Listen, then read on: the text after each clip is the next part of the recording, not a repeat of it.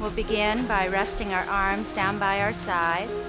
Draw your tailbone down into the earth as you spread the weight into the soles of the feet.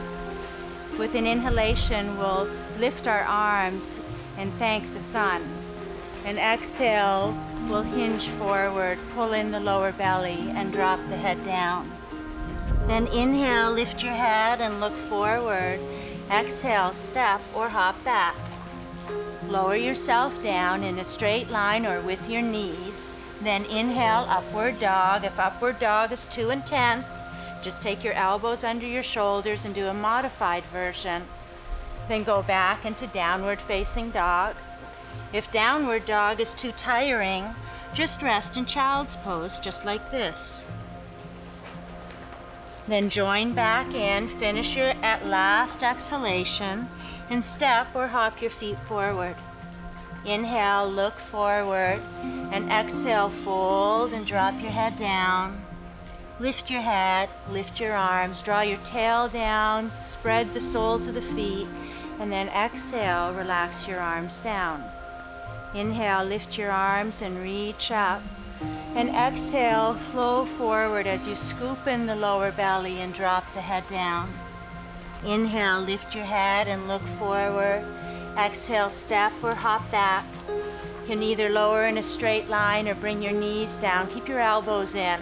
Then inhale, upward facing dog. And exhale, downward facing dog. Take 2 long, deep breaths. Inhale through the nose, spread your fingers. Exhale all the air out through the nose. Tip your sitting bones up. Finish your last exhalation, then lift your head, bend your knees, step or hop forward. Inhale, look forward. Exhale, fold and drop your head down. Then lift your head and lift your arms. Reach up, roll your shoulders down, and exhale, relax your arms down. Surya Namaskar B.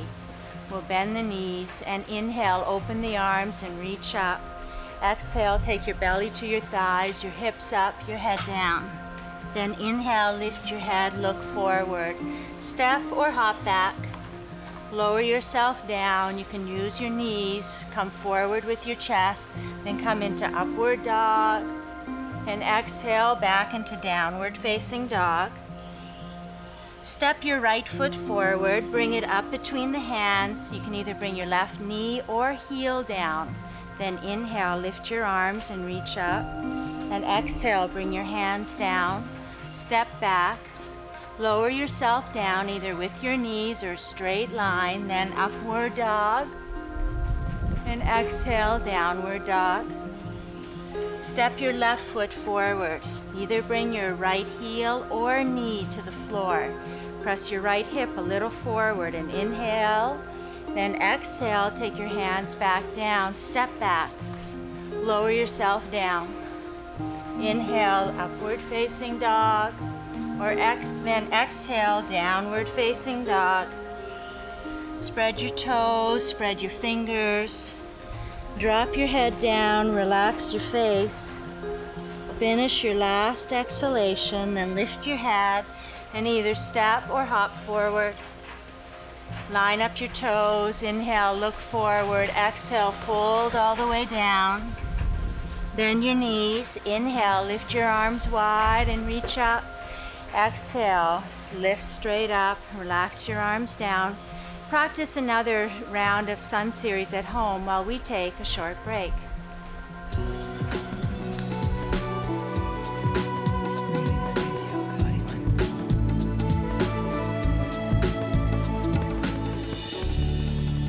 Let's come sitting down now, and we'll stretch our legs straight out in front. We'll just pull the sitting bones back behind us. You just take a couple of little steps backwards. That's great.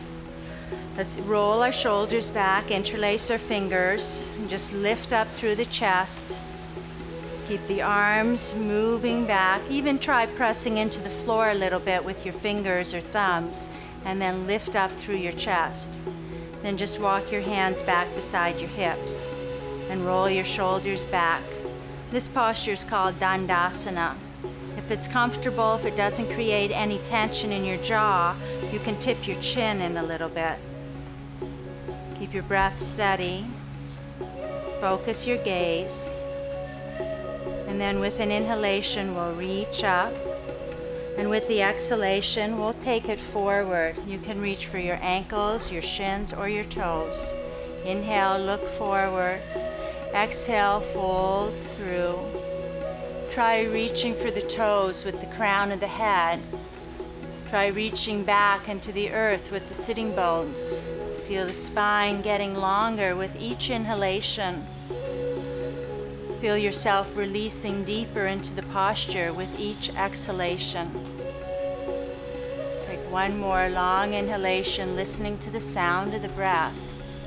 And then a long exhalation to release all the tension out. Then we'll inhale and lift up. And exhale, we're going to cross our ankles.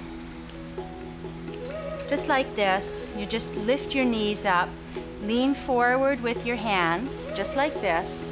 And then you just press into your hands and step back. Keep your shoulders out over your wrists. You can either bring your knees down or lower all the way down. Make sure your hands are by your waist. You're pulling your elbows in for upward facing dog pose. And then we'll go back into downward facing dog pose. Then we'll lift our head. We'll either step or hop forward like this, or we'll jump all the way through to sit like this. That's great. Let's take our legs out in front, the feet down on the floor. Just reach around your feet for your knees. Lean back about 45 degrees. Point your toes down to the floor and just lift your toes up off the floor just a few inches. Roll your shoulders back. Reach up through the crown of the head. Don't tip your head back or throw your chin forward. Just keep a neutral spine all the way up to the crown. And then we'll slowly just bring the feet down to the floor and pause for a moment here. So in this exercise, we want to make sure that the spine is completely straight. We're strengthening the abdominal muscles. Let's try that again. We lean back 45 degrees with a straight spine. Don't let your lower back roll out at all. Keep pulling your lower belly in as if you're trying to bring your lower spine into your inner thighs. So stay long and straight, and then just see if you can maintain a straight spine and lift your toes up off the floor just a few inches. Relax your shoulders back and down. Inhale deeply. Exhale all the air out. And then again, we'll just take a little short break here. Just pause for a moment. Just wrap your arms around your knees. You can lean forward a little bit. That's great. Let's try that again. This time we'll take it a little bit deeper. Let's lean back 45 degrees with the straight back. So often what we see in this posture, let me just demonstrate that so you can maybe notice at home whether or not you're doing this. Often people will round their lower backs like this and hunch the shoulders in like this. So this is what I want you to be very conscious about right now. Just as you're sitting like this with your feet on the floor, roll your shoulders back, lift up through the center of the chest, and imagine your spine is a long, straight, diagonal line. This should be relatively easy, but even this may be really hard for people who are used to slouching their shoulders forward. So try it, make sure you're nice and straight. If you press your knees into your hands a little bit, then pull your hands back into your knees. You'll feel a little more stability and strength in this posture. Then just walk your feet out a few inches, Claire, and lift your feet up just a few inches, but try to maintain a straight spine. So this is engaging all the abdominal muscles. It looks easy, but try to do it properly and you might be surprised. It's a lot harder than you think, but it's really good for your posture. It strengthens the abdominals in a very healthy and balanced way. Let's lower this down. We'll take a little break and then we'll do it again. So Tuku, if you can demonstrate that version, and then I'll hold my legs and then you take your legs straight. So we'll begin all together. We'll just take our fingers around our knees, lean back 45 degrees. You have to really use the abdominal muscles a lot just to do this much. Now I'm going to try taking my hands under my thighs like this, and with a little support here, I'm pressing my legs into my hands and rolling my shoulders back. And I'm going to try to lift and straighten my legs just like this. Claire is going to try to let go of her legs and balance, sitting on her sitting bones, being very strong with the abdominals, keeping the shoulders rolled under. Let's take a pause. We'll do that one more time. So the levels of this practice are from here with the knees bent and the feet just lifting a little bit, to here with the hands behind the legs, to this version with the legs straight and the arms released. We'll try it all again now. So lean back. Everybody should have a straight spine, and that's the most important thing in this posture. This posture is called Navasana, the boat pose. So lean back, straight spine, really pull in your lower belly. Lift your toes a little bit, and then we can experiment here. You might take your hands behind your thighs. You might lift just this high with your legs, or you might be able to try to take your legs all the way straight. You may even experiment with releasing your arms. You decide. You might just try one breath that way and then back it up to a previous posture. That's great. And then we'll release and lie down on our backs and just rock on your lower back a little bit. Release any tension in your lower back.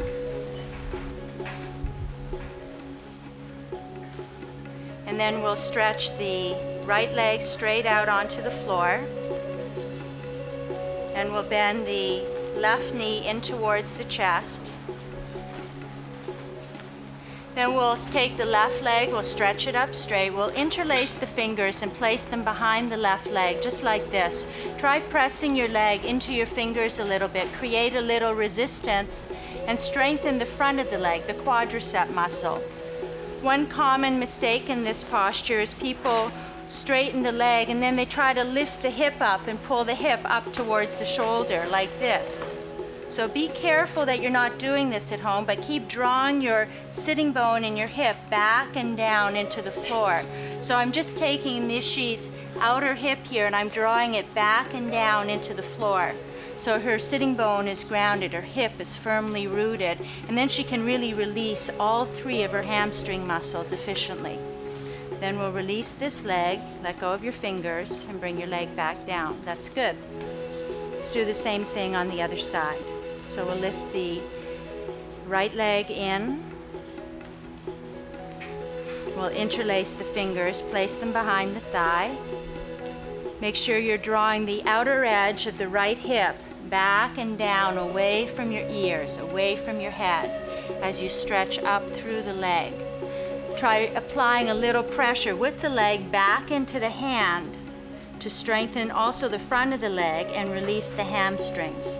Muscle groups work in pairs. One group strengthens as the other group releases. So in this situation, we're strengthening the front of the leg as we're working to release the back of the leg, the hamstring muscles. Great. And then slowly release. Release your hand and pull both knees in towards your chest. That's great. Wonderful. Let's do a twist now. We'll stretch out the right leg. Bring it down onto the floor. Just take your left knee, cross it over the top of your body. Use your right hand, bring it all the way over if you can. Doesn't have to go all the way over, but turn your head to look in the opposite direction to stretch out also the neck. Take a long, deep breath. Breathe into your shoulders. Breathe into your upper back. Breathe into your lower back. So wherever you're feeling any kind of pain or tightness, restriction, see if you can direct a little breath into that place. Breath carries energy, carries prana, the life force. Take a moment. And then we'll release on this side and stretch out the leg, bring it back onto the floor, bend the right knee. Pull it both first into the chest for just a moment, then cross it over. Use your hand to bring it over towards the floor. Turn your head in the opposite direction. Pick a point where you'll focus your gaze and listen to the sound of the breath. Remember, yoga practice is an internal practice. The external forms are just vehicles to take us deeper into our internal awareness. Try to keep your mind focused on what you're doing right now. Try to breathe some breath into any tightness or pain in your body. And then we'll release this side and pull both knees in towards your chest. You could repeat this stretch on each side one time while we take a short break.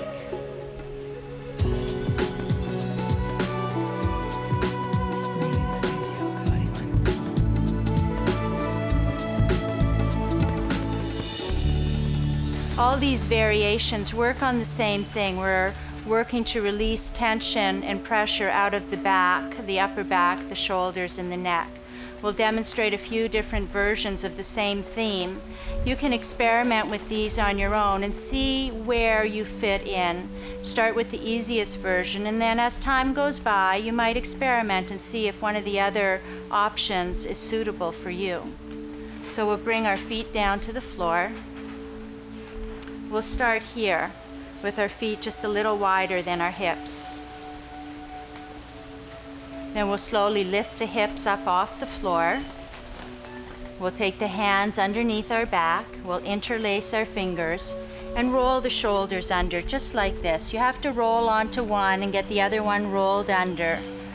Then you press the arms down into the floor and lift up the shoulder blades into the back.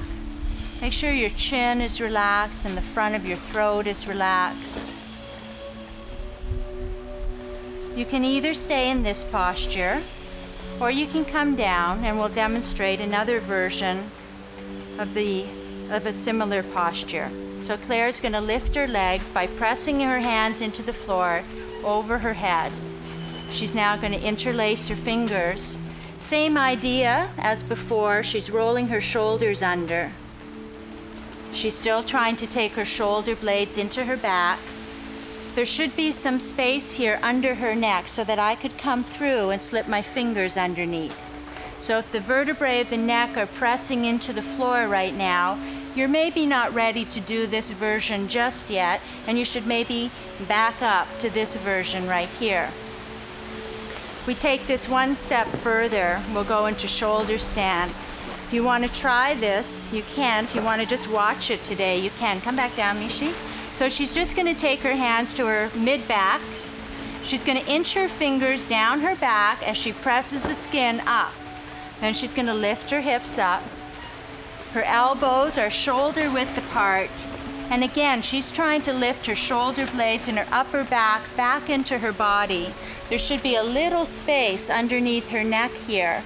And her chin should be relaxed, her throat relaxed, and she's lifting up through her legs. If it feels comfortable here, you can stay a few more breaths. Be aware and conscious of your throat. These postures bring an enormous amount of blood flow into the throat, into the thyroid gland, the parathyroid glands, and the brain. They're incredibly rejuvenating. We'll slowly release out of these postures. If you're in shoulder stand, you bring your feet down to the floor behind your head. Use your arms, press down into the floor, and use those abdominal muscles to control the spine as you lower yourself down. Bend your knees and bring them into your chest just a little bit. That's great. Then we'll take the legs and we'll stretch them straight out onto the floor. Take your arms down by your side. And we'll do a little version now of a fish posture, which is an important counter pose. We'll bring our arms down by our side. We'll just press into the back of the head and lift up through the chest, just like this. So this exercise now is contracting the muscles of the neck and upper back. We've just stretched them out to their maximum. Now we're contracting, squeezing them back in the opposite direction to create perfect balance between strength and flexibility in the little muscles of the neck and shoulders. To come back down, you just lift your head a little bit, come to the back of the head, and then release down. That's great. Final and favorite posture is Shavasana. We just rest our arms out by our side, let the feet turn out, let the fingertips relax. Stay in Shavasana for about 5 or 10 minutes. 10 minutes.